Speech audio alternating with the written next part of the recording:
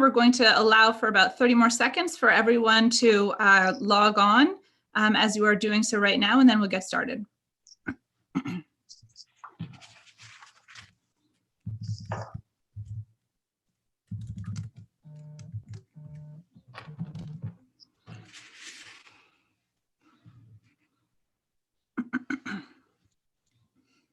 Very well.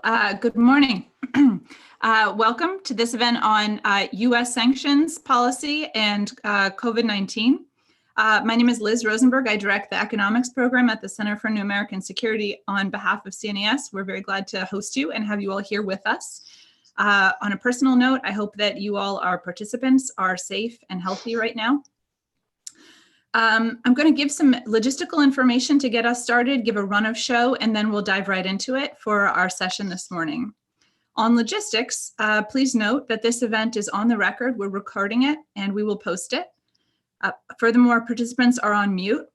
If you have a technical question at any time, you can email Abigail Enneman, who will share with you information in the chat box, her email address, so you can do that. You may also have received an email communication if you are registered on this event through our organization. If you have substantive questions about the conversation or that you'd like to put to the panelists, you may do so using the Q&A function if you are participating with us on video. I'll also remind people how you can ask a question when we come to the open conversation part of this session. I'd just like for you all to know that we are not taking anonymous questions. You'll need to identify yourself. Thank you. On run of show, here I'll introduce our speakers in just 1 second. I'll ask them a few questions, and then I'm going to hand the conversation lead over to my colleague, Peter Harrell, who will run a live poll with you, our participants, and then follow up with a few more questions. We'll then move to a Q&A session with all of you who are participating and some lively discourse between us, the panelists, and ourselves from CNAS. We're going to try and cover a lot of ground, so we'll keep our questions and answers pretty brief. And also, I'd like to remind everyone that this is a forum for civil discourse, and that is what we welcome here. Strong opinions are fine, but we welcome civil discourse. So without any further ado, it is my honor and pleasure to introduce to you Andrea Gacki, who is the director of the Office of Foreign Assets Control at the U.S. Department of the Treasury. We also have John Smith, partner and co-head of the National Security Practice at Morrison and Foerster, former director of the Office of Foreign Assets Control at Treasury. And third, Juan Zarate, who's chairman of the Center on Education, Center on Economic and Financial Power at the Foundation for Defense of Democracies, as well as the chairman and co-founder of the Financial Integrity Network. And I should note, also a former Treasury and White House person. Additionally, Peter Harrell, adjunct senior fellow with the economics program at CNAS. Thank you so much all for participating and being here. It's a true delight to be able to have this conversation with you on a topic that is pressing for many people, very grave, of serious importance for many stakeholder constituencies. And we at CNAS, along with all of you, have heard quite a lot of strongly held positions about sanctions in the era of COVID-19, and we'll have a chance to get right into some of those tough questions, technical, political, substantive, otherwise. People are, let me just offer as a framing comment briefly, interested particularly, we've heard a lot of interest in Iran sanctions and questions around how the humanitarian exemptions, so for food, medicine, and medical supplies are scoped. Is the scoping broad enough? Yes or no? Also, questions about, is now the time to expand sanctions pressure on Iran, for example, as the United States has done with recent designations, while it is the epicenter of the COVID-19 pandemic. And we'll get into the questions of whether, in your view, that impedes or advances U.S. interests vis-a-vis Iran. We've also heard a number of tough questions I think people are keen to talk about with regard to Venezuela and where is this policy going at this moment.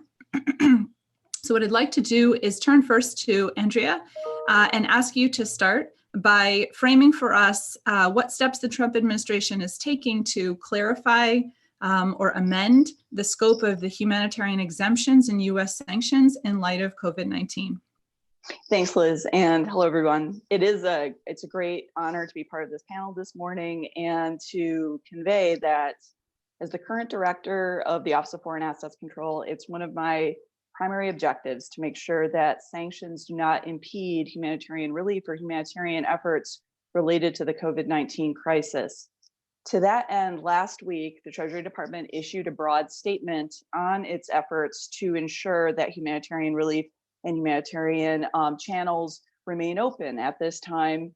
And yesterday, OFAC published an extensive guide to our outlining all the authorizations, exemptions, and exceptions that exist if you wish to provide humanitarian relief to Iran, to Syria, to Venezuela, to Cuba, to the Crimea, the whole range of our territorial sanctions. One of the key parts of that guidance that we issued yesterday is that OFAC, which remains operational, is ready to engage to make sure that any requests to provide relief are met with priority and urgency by us. If we can step in to evaluate and help assist ongoing efforts, we will do so. Thanks very much, Andrea. More generally, can I ask you to speak about how COVID-19 has impacted OFAC's approach to sanctions implementation and licensing? So beyond what you've just mentioned about this responding to humanitarian trade under a general license or more as a more specific matter, can you speak a little bit more broadly to the issue? I mean, more broadly, our licensing, our compliance, the different elements of OFAC remain operational, even in a virtual environment. So what I would focus on is for those requests that come to us that involve COVID-19 relief, we give them the utmost priority and urgency. We are working to expedite them to the extent possible and to evaluate them with the help of our interagency process. That's how we have trained our resources in this context, because so many of these questions come down to a case-by-case evaluation, and honestly, sometimes benefit from an OFAC view that we can provide. And so by making sure that my team is focused directly on those types of requests and analyzing all the facts and circumstances that may be involved and behaving with urgency to issue those, that's what we continue to do at this time. Okay, I'm going to turn now to John Smith. And can I ask you, John, what are some of the questions that you're hearing from the business community about these humanitarian exemptions and more generally about navigating humanitarian trade? I think the business community has been complimentary of OFAC's efforts to ensure that it's expediting licenses where it can. At the same time, I think that the business community and NGOs and others had hoped OFAC would go further to issue additional general licenses and additional statements of assurance to ensure that these types of activities can go further. There is a balance when you look at ensuring humanitarian trade between the administration's maximum pressure campaign, for example, with respect to Iran and Venezuela, and then at the same time being able to say that, sure, you can provide some humanitarian relief. I think that there is a middle ground here. I think there have been critics that have said OFAC should go much further. I think the administration has said that it's gone far enough. And I think that in some ways, it's probably somewhere in the middle where the balance should be. Can I just press you on that a little bit? Actually, you've been in the position of interfacing with national governments, with companies, as part of diplomatic processes. I can tell from what you're saying that you've spoken to people with varying perspectives, but where you are now, can I ask you to speak a little bit more and give us your view on whether you think the humanitarian exemptions should be broadened or revised? Are they adequate for this extraordinary time we are living in under this global pandemic? I'm going to be a little bit of a devil's advocate at the first point and say with other types of emergencies that we've seen, the cyclone in Burma, the BAM earthquake, OFAC did issue additional general licenses. That was something that the administration felt was important at the time to ensure that not only did the relief get there, but the proper messaging was there. At the end of the day, though, I think that the administration is best equipped to make that decision, because I can only tell you what industry is telling me, that they would welcome additional general licenses to move this through. But at the end of the day, the US government and other governments have the balance of the information to know, is the assessment right? Is aid getting through? I'm still hearing that there are some difficulties in the private sector. Okay, Juan, can I come to you next and ask you to bring you into this conversation here, reflecting on what you've heard? Please feel free to do that, but adding on to that by speaking about what risks you see, if any, that Iran or other rogue regimes subject to sanctions, United States sanctions, will use this pandemic, these circumstances to try and engage in the kind of threatening activity for which they have been sanctioned in the first instance. Yeah. First, Liz, thank you for hosting this, and I hope everyone is safe and well. And to you and Peter, I really appreciate the invitation, especially to be on with Andrea and John. It's really a pleasure to learn and to listen from them. I think you're right, Liz. There's a complicated picture here, and it goes obviously through and is affected by the current crisis, but it's a broader question as to how sanctions are played and are used in the current international environment. Sanctions aren't just a diplomatic tool. Sanctions aren't just a tool of financial and economic influence. They're actually a dimension of warfare at this point, right? And it's how the Iranian regime views it. It's certainly how the Venezuelans view it, the Russians as well. And so their tactics, both in response to sanctions as well as to work around them or to have them lifted, are part of a broader strategy that they have. And so it plays into information warfare campaigns. It plays into how they develop commercial relationships. It plays into a whole host of factors. And so that is a backdrop to the current environment. It shouldn't be the only factor that we think about. And certainly U.S. sanctions, in particular, the time I was at Treasury, we were very much focused on targeted sanctions as a way of avoiding collateral effects on populations that weren't the targets or shouldn't be the targets of sanctions. And I know that has continued to be the case under John's leadership and now Andrea's. And I do want to commend OFAC for putting out the consolidated guidance, because I think there is always a lot of confusion here. And I think there is in that an attempt to obfuscate what those restrictions look like. The regimes in Iran and Venezuela, I think, overstate what those restrictions look like. We deal with the private sector in my consulting role. There's always a lot of sensitivity to enforcement and regulatory pressure and what things will look like in hindsight after transactions are undertaken at a time of crisis. And to John's point, more general licenses that are specific to the current crisis, may be helpful in that regard. But there's often a hiding behind the sanctions or the perception of sanctions as an excuse not to engage in transactionality that institutions otherwise wouldn't want to or have difficulty engaging in. And this is where, Liz, I think the responsibility in many ways lies on the regimes themselves.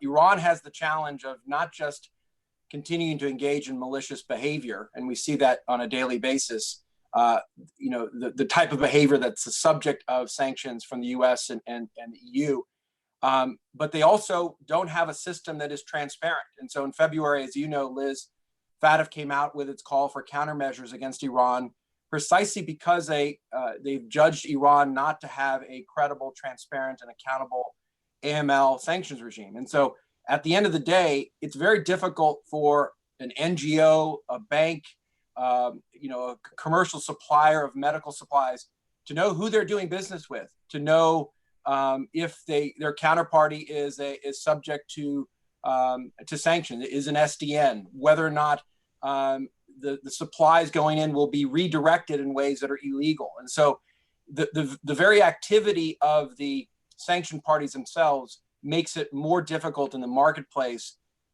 for legitimate actors and legitimate humanitarian supplies to get in through the very licenses and exceptions that have been created. And just one final point, Liz, the U.S. I think has tried to demonstrate that humanitarian channels are legitimate. Establishing the Swiss channel in October with respect to Iran was an important move. I would argue that it's a good moment to amplify the use of that tool to demonstrate and to lead with supplies through that channel, to demonstrate A, that it's safe to do, and B, that it will be viewed in a positive and helpful light from the U.S. government and from OFAC. And so I think there are certain steps that can be done. John mentioned some of them. There are other material ways to affect the marketplace and to demonstrate that the humanitarian exemptions and exceptions actually do apply and can be used in practice. And John, as a clarification, Juan and John, as a clarification to you both on that point, who should be leading that charge? John, maybe I'll take that just for a second. I do think that the State Department has a leading role to play along with Treasury. And it may be the Commerce Department as well to marry with particular private sector entities to get things like PPEs and ventilators and things that are needed that are specific for this crisis into Iran. I think it's important from a diplomatic perspective. The reason I say state needs to do this is it helps clarify not only with the marketplace, but with our European allies, what our intent is with the sanctions. The intent is not to strangle the Iranian people or to punish them at a time of crisis. In fact, we want to help. And I do think it's interesting that the Iranian government has not taken the U.S. up on offers for help and support. It's not surprising, but it is a demonstration that this is part of an information warfare battle. So the State Department really has to be in the middle of this and should facilitate some of these activities. And I agree with Juan's perspective on that. And I think the State Department and the Treasury Department, I will just make the additional point that Treasury and OFAC, Andrea is sitting here as a career civil servant. OFAC is making recommendations on how to move forward, and the guidance yesterday, as well as the FAQ that came out last month, incredibly helpful. But you have to balance what the career civil servants throughout the government are recommending with some of the political views in this administration about what should go forward. And that is what we see in the public sphere. I know behind the scenes, people are working on these issues very seriously. Okay, you're being very diplomatic, so I think we may need to break this down a little bit. But I have two more questions for the group of you, and then we're going to pivot to Peter. Peter, I want you to come in on the answer to these questions too. The first one I want to ask about is Congress. And then secondly, I want to ask about the politics of this moment, which is how many people, perhaps the majority of people who are aware of sanctions right now in this era are coming at this issue, just at a political level. But first on Congress, I want to talk about how the administration is interfacing with the US Congress on this. And Andrea, maybe in 1 second, let me come to you to speak to that. There have been groups of members of Congress, a group of senators, a group of members of the House, others who have made informal and formal statements and overtures to the administration about this issue. Perhaps the guidance you've put out recently is responsive to that, amongst other things, but I'd like to hear how you're interfacing with the Hill on that. And then if I could also have other of our speakers today comment a bit on the political markers that the US Congress is putting down on this issue and what they may mean going forward on sanctions. Andrea, let's start with you. Sure, thanks, Liz. As a general matter, we endeavor to be as helpful and as responsive to Congress and congressional inquiries as we can, and we have done so in this case, including engaging at a staff technical level, but also, responding meaningfully to the request or the suggestions that we receive. One suggestion, for example, is something that both John and Juan have touched on, and I just want to thank you both for your kind comments about OFAC and what we're trying to do here. But I do want to let you know that we have received those requests and considered whether or not a special authorization, like what happened with the BAM earthquake in Iran or the cyclone in Burma, made sense here. But I think actually, due to my predecessor's work, here on this line, we have over time, OFAC has greatly expanded the types of humanitarian authorizations that are standing, so that when something like this happens, it does not mean that the U.S. government has to start from scratch, build something new in order for aid to flow. And that was the purpose of our fact sheet yesterday, to point out just the robust standing authorizations that exist right now to make sure that you can export things like PPE to Iran or provide aid to Venezuela. And that I think is what's different, is actually has evolved over time as an improvement in the way sanctions are administered, obviating the need for a brand new type of authorization, such has been suggested by some congressional suggestions that I've seen. Another point, though, that we have to keep in mind as we look at this is, unlike other tragedies that have befallen countries subject to sanctions, the United States is going through this along with Iran and Venezuela and Syria and the like. So yes, we have standing authorizations for PPE to go to Iran. And that includes certain types of ventilators, face masks such as N95, N99, and the like, eye masks, goggles, medical robes. Those don't require any further authorization from OFAC. And that has been the case. That is not new. And that is in our regulations. On the other hand, what is new is that there's now a rule by FEMA that will approve any onward export to any nation, not just Iran. So, and that's in recognition that the United States also needs those devices. So this is the interesting climate in which we exist now. OFAC is as forward-leaning on allowing these to go forward, but we're also not seeing a ton of requests to export PPE, I think in large part because of the needs of the United States. Thanks. Juan, John, or Peter, if you want to come in on this, what I'd really like to do, actually, let's close this portion of the conversation with this. Can you make a comment on the politics of this, speak to the politics, and as a specific prompt, if you can speak to what you see as the political impacts of some of the recent statements that are coming out of Congress, members of Congress, as well as, Juan, you were mentioning those, the State Department comments, which I will just note as my own editorial analysis here, that they are much more strongly worded. They're much more aggressive than the tone of the conversation we are having right now. So if you would all, if you want to make a comment, and then Peter, I'm going to ask you to make a comment specifically on this, and then transition to you running the poll. I'll say from my perspective, the politics are impacting the actual transmission of the humanitarian equipment, because people are scared.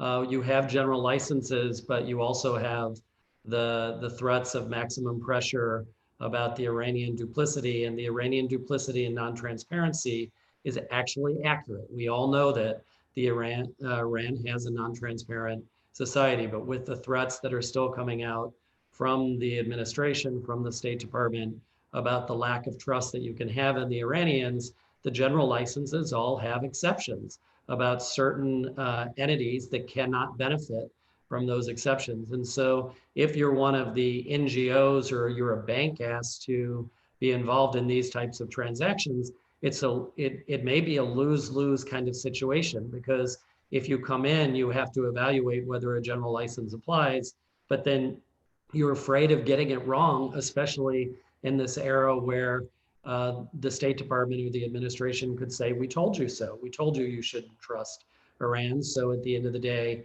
you lose if you use the general licenses and you use them wrongly. And that, I think, is what is chilling a lot of the aid delivery. At least that's what the private sector is saying. That is an impact of the politics today. Just to feed off of that, John's absolutely right that the tone and the tenor of comments that come out of the State Department or Capitol Hill obviously impact how the market reacts. And Andrea is absolutely right that the four corners of what OFAC puts out provide clarity. But I do think there is tonality that impacts expectations as to what the enforcement will look like, especially in hindsight. And again, the private sector often complains that there's a lack of recognition by enforcement agencies or regulators to capture the risk assessments that were being done at the time. And so you often have a hindsight is 2020 regulatory sense.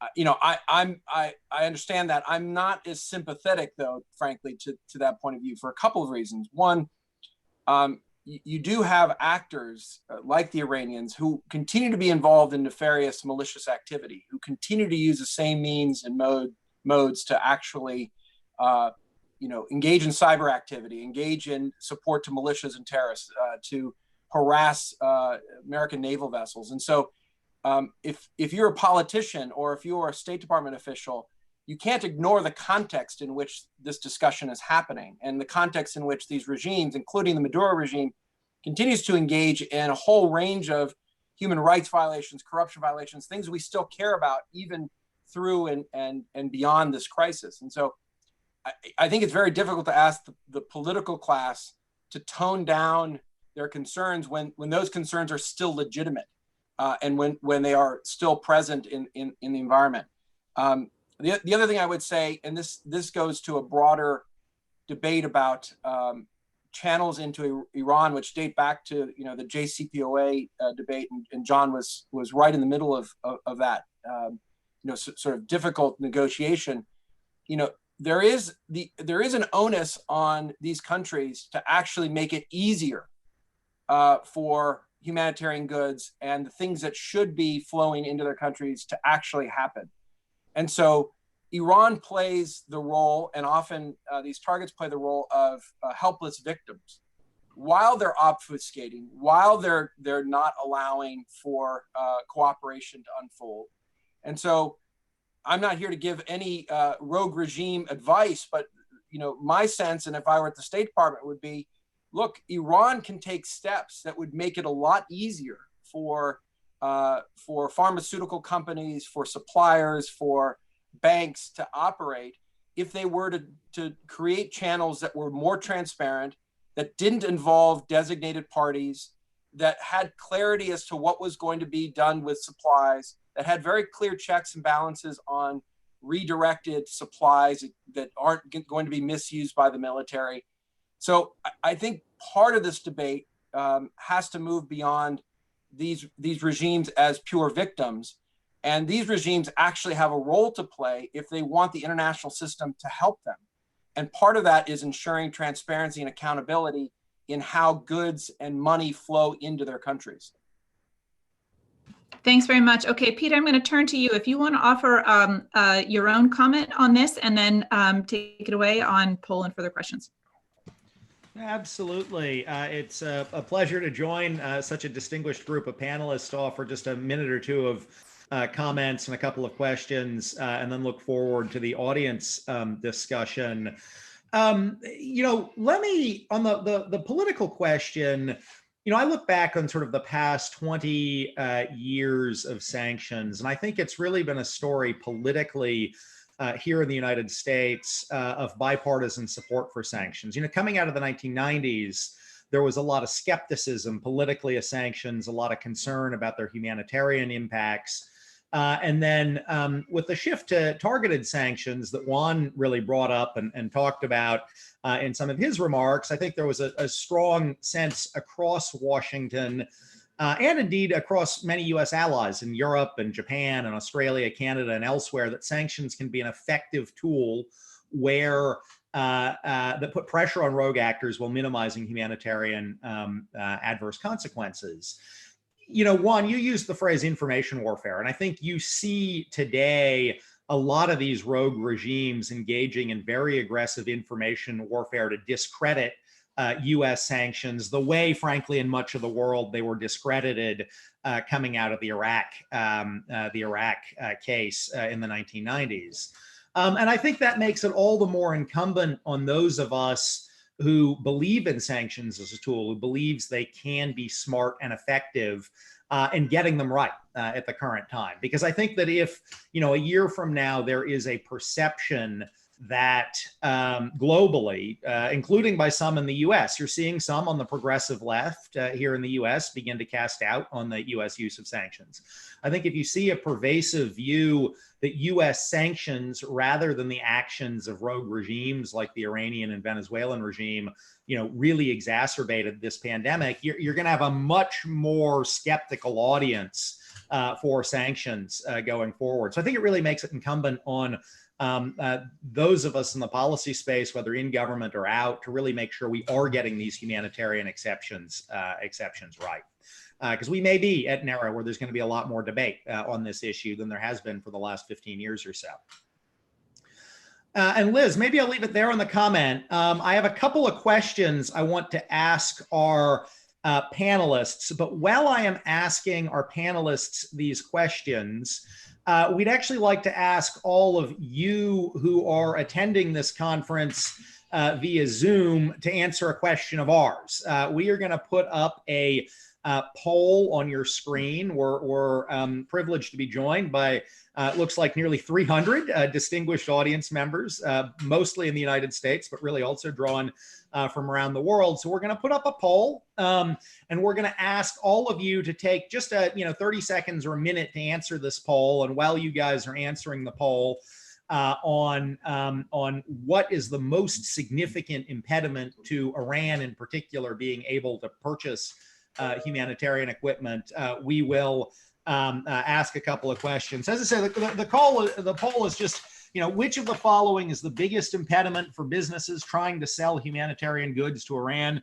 to combat the COVID-19 pandemic? Please just take a minute and answer that, and then we'll share the results in just a moment. In terms of my questions for the panelists, Andrea, I'd like to start with you. You spoke about the guidance document OFAC put out yesterday. I read it through yesterday afternoon. I think it is just a terrific guidance document. It is in plain English. I think it resolves some of the confusion you see out there on Twitter about what kinds of face masks you're allowed to send to Iran under general license. Basically, the ones we're all using, you can. They're Chernobyl style, full gas mask, over your head kind of things. You can't without a specific license. So I think it was very clear on clarifying some of the kinds of, common questions you see both from companies and then also in the public policy debate. The other big development, which has just been referenced briefly, but I think we should delve into a little bit more, is the Swiss humanitarian payment mechanism. And I think this is a welcome initiative that OFAC led over the last couple of months, along with the Swiss government, obviously, to really set up a dedicated payment channel to ensure that companies that want to ship goods to Iran, humanitarian goods to Iran, can get paid by legitimate actors in Iran for those goods. I was wondering if you could just provide an update, Andrea, on how the payment mechanism is working, and also whether you guys are thinking about other payment mechanisms, whether other ones for Iran or one for Venezuela or Syria or some of these other countries that were referenced in your guidance document yesterday, where there are a number of exceptions, but no kind of parallel general licenses, but no kind of parallel payment mechanism. Thanks, Peter, for those remarks, that question.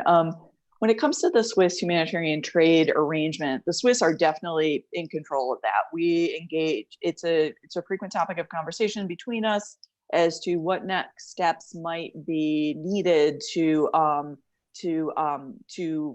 make sure that arrangement remains operational. So we remain in active discussions with the Swiss on that, as well as we are evaluating other requests, mostly from other countries, as to whether or not they want to establish their own channels and seek the approvals to, again, send items to Iran. Notwithstanding that, though, there are existing exemptions and authorizations that allow other countries to provide much needed current COVID-19 aid to Iran. And where OFAC needs to, make sure to clarify the rules and make sure that countries know that they can go forward with this, we do so. Right now, most of the efforts along in terms of a trade arrangement of that type, a humanitarian channel for payment, has been with respect to Iran. It's not something we focused on with Venezuela or with Syria, with other jurisdictions at this point. Frankly, we've been working on other aspects of for Venezuela, but that is a great point and something that I think we'll have to take back and explore. Thank you. Juan, let me come to you. It was interesting to hear you talk about sanctions as a tactic of war, and you've obviously written a book along the lines of Treasury's war.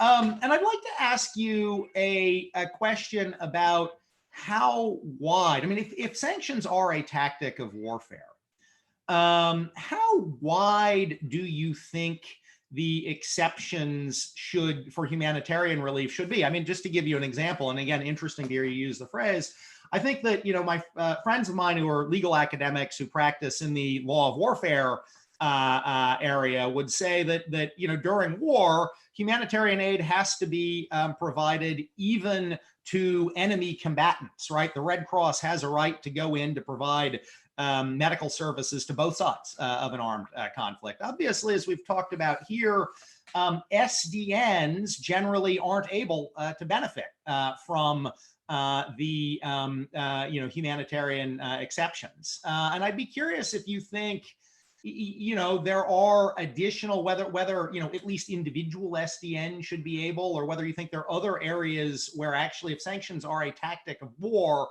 we need to be thinking a little bit more deeply about how broad these exceptions should be. Peter, it's a great question, and let me take the broad conceptual point first, because I imagine listeners are wondering what we mean, or maybe folks who haven't read Treasury's War are wondering what we mean when we talk about warfare. The point I'm making is that the use of a variety of tools, economic and financial measures, as part of a country's ability to influence and to shape behavior and environment is part of a broader competition that happens between countries. It's obvious. My point in using the term warfare is that, in particular, when you look at how affected countries like Iran or Venezuela or even Russia both talk about and view these tools, they see it as part of a panoply of tools and measures that are being used in concert as part of an influence warfare campaign. They use that terminology explicitly. And Peter, you remember with the Russians when Congress was threatening to de-SWIFT the Russian banks, two high-level statements from the Russians saying that measure would be considered an act of war, right? So we are already in an environment where sanctions are viewed as a part of influence. Now, it's not warfare of the type that we're used to, conventional warfare, and the law of war has not typically been applied to sanctions, but there are elements of proportionality, distinction, other elements of legal principles that have applied in the development of sanctions.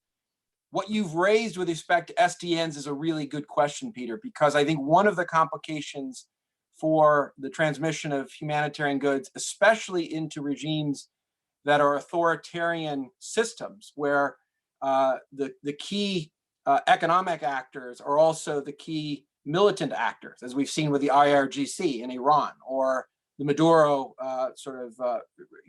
elements of the military in Venezuela, or even the coterie around Putin in Russia. Those are the elements, the institutions, the people who control the means of the economy and commerce in the countries.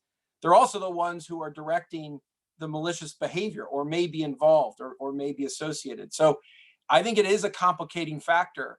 This is where, though, I think, again, there's an onus on the targeted parties and the targeted regimes to actually come up with mechanisms that may not rely on those SDNs, those designated institutions, or if those institutions like the Central Bank of Iran have to be a part of a solution, they can then work through international institutions as well as the US Treasury to create an exemption, which we do have with the Central Bank of Iran for these purposes. And so I do think there are elements of proportionality, distinction that play into how we think about humanitarian exemptions during a time of crisis, as well as during a time of maximum pressure and use of sanctions as a form of pressure and statecraft. Thank you very much, Juan. Very thoughtful answer. Thank you. John, let me come to you for the next question. You know, we've had a fair amount of discussion now on different kinds of humanitarian channels, and you, John, referenced that in your remarks that, you know, companies here are looking for even more clarity, additional general licenses, and that kind of thing. Now that you've, you know, had a distinguished career both in government and now for a number of years out of government, seeing it, you know, in some sense from the compliance side, do you think that these whitelisted channels are kind of the way to go? I mean, I remember when we were in government, and, you know, I've been out for, I guess, 5 years now. I think many of us had a healthy skepticism of whitelisted channels, which can be hard to implement from the US government perspective. And I give OFAC tremendous credit for really working very hard to set something up here. And we always had kind of the view that really, you know, banks should be able to figure this out. I got to say, on the outside now, having spent a number of years looking at it from the other side, I've become more sympathetic, for one, to these humanitarian requests for sort of dedicated humanitarian channels. And I'd be curious kind of where you are, having looked at this from the outside now for a couple of years, as well as having seen it from the inside for a number of years.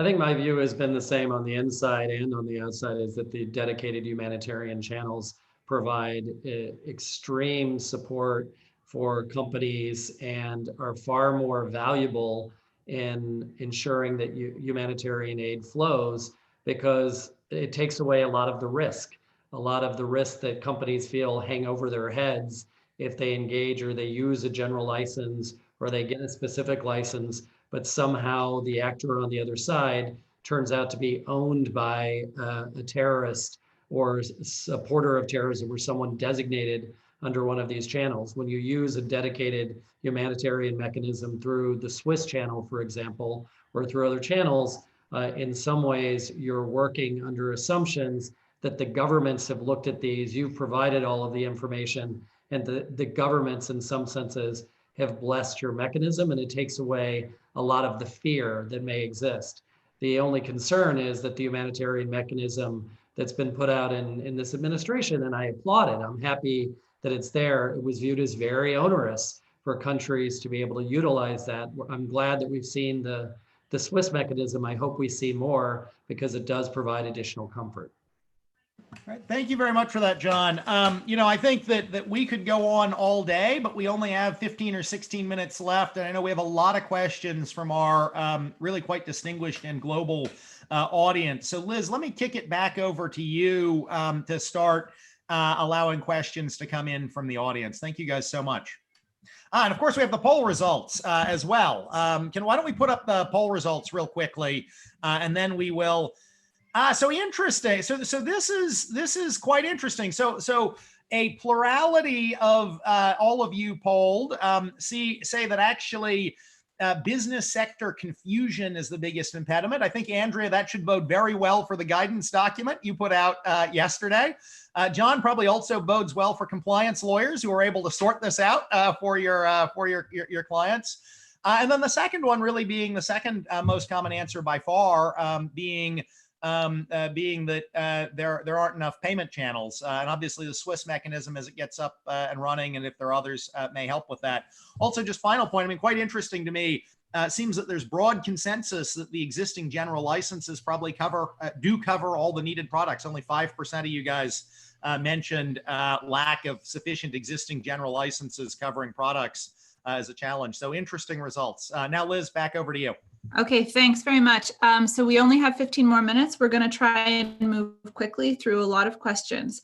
And for those of you who are not just on our Zoom channel, but who are watching this live streamed on social media, and there's at least another several hundred of you, we see the questions you are tweeting at us. So as long as they are not anonymous, I'm going to try and get to a number of questions. Let me just remind you, as I just inferred, we're only taking questions from real people, no anonymous questions. In order to ask a question, if you are on the Zoom on a video link, you can use the Q&A function to type your question in there, identify yourself. If you are joining us by phone, you can press *9 to raise your hand. Also, you can hover over, if you're on Zoom, you can hover over your name, your mouse over your name, and click the raise your hand, and we'll be able to come to you. I'm going to group questions because we have a lot of them. The first are 3 questions that come from folks who work in Congress, in the US Congress. The first is from Mira Resnick of HVAC, who would be interested to know from the panelists, for the items that are still banned, are those items that could help Iran fight the pandemic because they are dual use, banned because they're dual use? How is OFAC looking at this issue, and how should it be? Take notes, guys. I'm going to ask you 3. The second is also from HVAC, Jennifer Hendrickson-White, who asks if you can discuss some of the pros and cons of a humanitarian channel. I am going to interpret that is meant to mean something that some practitioners might refer to as a white channel, a dedicated channel that is created or specifically approved by the US government. Third, question comes from Paul Massaro at the US Helsinki Commission, who notes that it seems clear that the US Congress will react to COVID-19. There are a number of pieces of legislation in the US Congress that have been introduced to sanction Chinese Communist Party actors who have covered up the pandemic.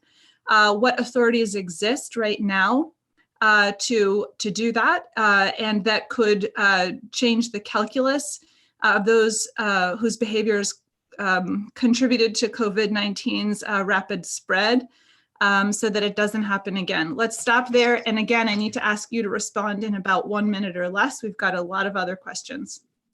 Andrea, why don't you start? I'll jump in really quickly on the banned item. So there's not really a ban. There are the general licensed, authorized. Those are N95 masks, certain types of ventilators, other general PPE. There are some sensitive items that are subject to a specific licensing requirement. I think the question is, do we know that those would help Iran? Are they not getting to Iran? You know, we've been monitoring our incoming requests very closely. I know of no current request to export that type of equipment to Iran. If it does come in, we would expedite it, absolutely. We're always looking for other equipment that might be needed, but keep in mind, this is a unique experience we're all going through, to say it, put it mildly, where a lot of this PPE is probably needed here as well. Let me pause there and turn it over to someone else. Go ahead, Juan. I'm happy to take 2 and 3, Liz, very quickly. On white channels or on prescribed white lists. When I was in government, we dealt with this in the post 9/11 environment aggressively with respect to NGOs who were concerned about being caught in terrorist financing sanctions. It was always a frustration that we weren't able to provide greater clarity in white channels or whitelisting.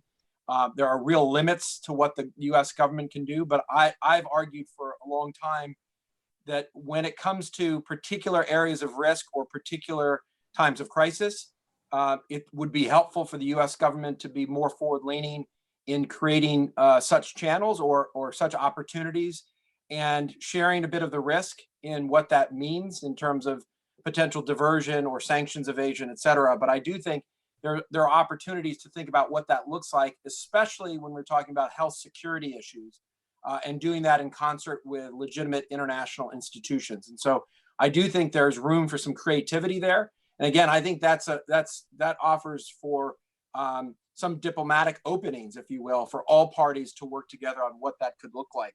On the third question about the China question, I think that's a fundamental question here because, as Andrea said before, this crisis is unlike others in that it's ongoing, and we're in the middle of the crisis. It's full scope.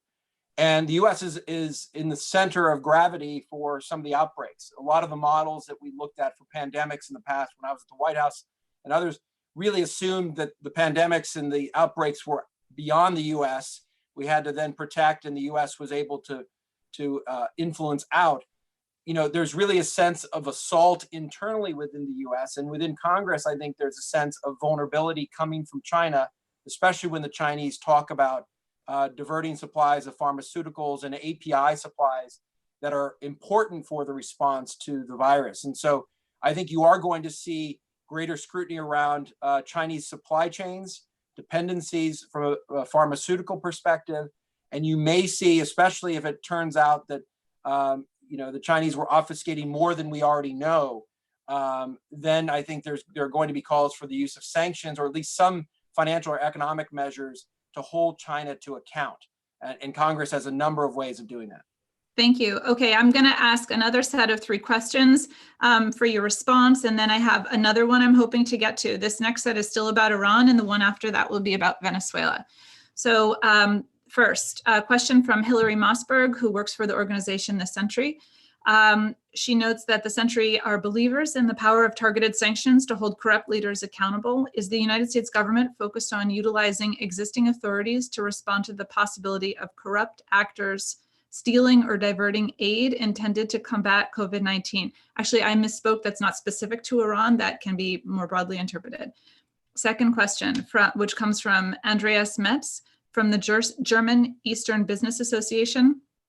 How is OFAC looking at Instex as a payment channel? Is it now an accepted alternative for the Swiss channel? Actually, that's a interesting, my view, interesting question given how the politics around this have changed, and given the first use of both of Instex and Swiss channel in the relatively recent past. And the third question here comes from Boris Tukis at the French Foreign Ministry, who asks if you would offer a note on Iran's request of an IMF loan and the administration's response to it. Can you comment on that? So over to you very briefly, and then we're going to do another round after this. Great. I'll take these very quickly. First, to Hillary's point, yes, this is if there is corruption related to COVID-19 relief, that is something we would look at very seriously and consider using our global Magnitsky authority to target. Second, on the request on Instex, we took note of the initial transaction on March 31st. I will note that I think Secretary Pompeo said at the time that to the extent the Instex involved goods that were allowed under U.S. sanctions, it may not be problematic. That being said, unlike the Swiss channel, where we have a high degree of comfort on the level of due diligence, we don't have that same level of insight into the Instex mechanism. So we know, and we have thrown our support behind the Swiss channel. Finally, on the IMF loans, I'm not the best person to speak to that, but on the broader question, you know, the idea is that, you know, Iran remains Iran's misdeeds in the region and worldwide remain of concern to the United States, even while we try to make sure that aid flows to its people. The IMF vote, et cetera, would be reflective of the idea that giving Iran unchecked access to vast sums of money may not be in the best interest of the United States. Let me stop there and turn it over to others. I don't have anything to add. I think that Andrea covered those. I'm going to keep moving in that case. On Venezuela, we have a series of questions here. The first one comes from Richard Sawaya at the National Foreign Trade Council, who asks, does sanctions-related humanitarian relief extend to primary services, such as the electrical grid in Venezuela? It might be interesting to generalize that to other sanctions regimes too. I think that's a good question. Second question, how does Treasury interpret recent actions by the Russian Federation to acquire Rosneft's assets in Venezuela, or rather Rosneft's divestment to a Russian Federation holding company? Does that make that holding company then the target for derivative sanctions? And then a question that sort of generalizes somewhat from that last one, which comes from Haik Guaratz at Argus Media. OFAC has so far sanctioned entities that provide direct material support to the Maduro regime, allowing some US and foreign oil companies that do not directly benefit the regime to continue operating in the country, at least until the license is up next week. Can you talk about how you're thinking about that? Stop there, go ahead. Great, sorry. I think you can see me, sorry. Anyway, on Venezuela, let me start with the Richard's question on the support services that may be needed for the delivery of humanitarian goods, but aren't themselves considered humanitarian in the strictest, most literal sense. Things like the electricity grid. It's something that I think OFAC, working with our interagency partners, will need to study. It is a very fair point. It is something that we're looking at in terms of delivering humanitarian aid to the Venezuelan people. Are there other allowances we need to make sure that the aid gets to them? It is an active, ongoing discussion. And that is the same, what I can say about the news reports on Rosneft's acquisition or deal with PDVSA, as well as the upcoming authorization extension for US companies that operate in Venezuela. Those items remain under active deliberation. And when OFAC takes action, you will know about it, but I cannot speak to it at this time. Anyway, John and Juan, how are you? Can I just ask, because that I want to bring you in here. How are you thinking about that transition of the asset acquisition from Rosneft to another firm? How do you perceive the susceptibility to sanctions or risk? I assume that it'd be something that the US government would be looking at very carefully. They wouldn't want to encourage anything that would be seen as sanctions circumvention. And so they would be looking at the transaction to see if there was something that they should impose sanctions to send them a very clear message that sanctions circumvention won't be tolerated. And Liz, from my perspective, it demonstrates, Russian attempts to protect some of their larger corporate interests and to make it a bit more complicated, to draw the direct link between ownership control and material assistance in a way that's relevant to sanctions. But again, OFAC is going to look very carefully at this. It does raise two interesting questions, though, and it relates to a prior question raised. OFAC has done a great job. I think the Treasury has done a great job of looking at the commercial and financial nexus between the sanctions programs, Russia and Venezuela, China, North Korea, even drug trafficking in China. So there's an enormous amount of nexus playing out with targeted regimes and activities. That will continue to play out in some interesting ways, and how the targeted actors decide to adapt, especially given humanitarian exemptions, will be really interesting to watch. So I think that's something to watch. And the point about corruption raised by a prior viewer is important, because you're going to have massive amounts of funds and goods flowing in and out of countries as a result of stimulus measures and other trade in an attempt to buoy and buttress the international economy. That raises the question of corruption right at a time when OFAC and the US government was using the Global Magnitsky Act and elements of corruption prongs and authorities to go after high levels of corruption and kleptocracy. And no doubt that's going to be an issue in the Russian context, in the Venezuelan context, in the Chinese context, et cetera. So that's something to watch very carefully. Okay. Unfortunately, we have to say goodbye to John Smith, who has to leave right at this moment. But thank you very much, John. We have many other questions that unfortunately we're not going to be able to get to. But one thing that that we will do is pull them together and give them to our panelists. You all, in your professional capacities, think, write, speak on these issues, and to the extent that you may be able to take on board these issues, these questions that have come up, and respond to them as is appropriate in your professional professional life, you may be able to do that. I will just note, and in acknowledgement to the people who have put them to us, there are a number of questions related to North Korea and humanitarian exemptions that may relate to North Korea, and slight differentiation there from the other regime, Iran specifically, that we've talked about, as well as additional questions related to China and seizure of assets, for example, in lawsuits related to damages, and other sanctions issues, and a whole lot of other ones that unfortunately we did not get to related to